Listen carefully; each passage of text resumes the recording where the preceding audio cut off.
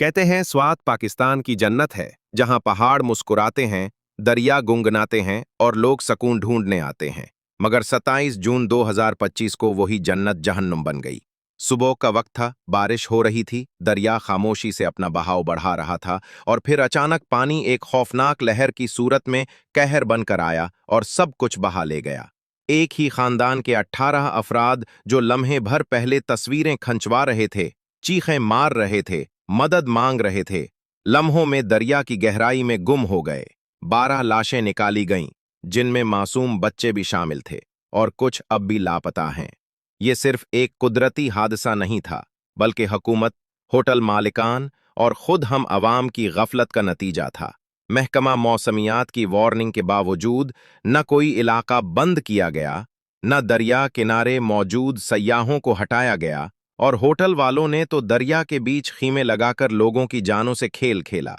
हम भी कम कसूरवार नहीं, हमने खतरे को तफरीह समझा, वार्निंग्स को मजाक और एहतियात को नजरअंदाज किया।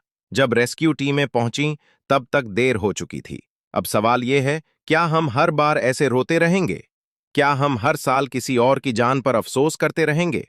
अगर वाकई तब्दीली चाहते हैं, तो हुकूमत को चाहिए कि दरिया किनारे गैर कानूनी होटल फौरी बंद करे, इमरजेंसी सिस्टम को फाल बनाए और रेस्क्यू इदारों को जदीद वसाइल दे। आवाम को भी अपनी जिम्मेदारी समझना होगी। बारिश के मौसम में दरिया के करीब न जाएं, हिफाजती इक़दामात अपनाएं और जान को तफरी पर कुर्बान न करें। क्योंकि अगर आज हमने सबक न सीखा, तो कल फिर कोई बच्चा दरिया की गहराई में डूब जाएगा और फिर हम सिर्फ आंसू बहा सकेंगे। हमें सिर्फ लाशें गिनने के बजाय निजाम को बदलने की बात करनी होगी। हमें अपनी सियाहत को खुशियों से भरने के लिए पहले उसे महफूज बनाना होगा। वो माँ जिसने अपने बेटे को पानी के रहमो करम पर खो दिया, उसकी चीखें आज भी स्वात की फजाओं में गूंज रही हैं। क्या हम इन चीखों को सुनेंगे या अगले हादसे तक खामोश रहेंगे?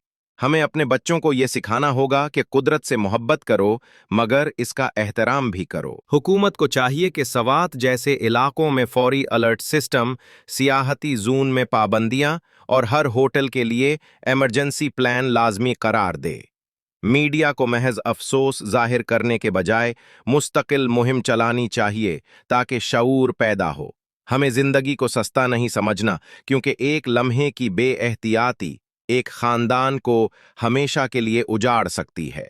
वो दरिया आज भी बह रहा है, मगर उसके पानियों में अब सिर्फ ठंडक नहीं, कुछ माओं के आंसू भी शामिल हैं।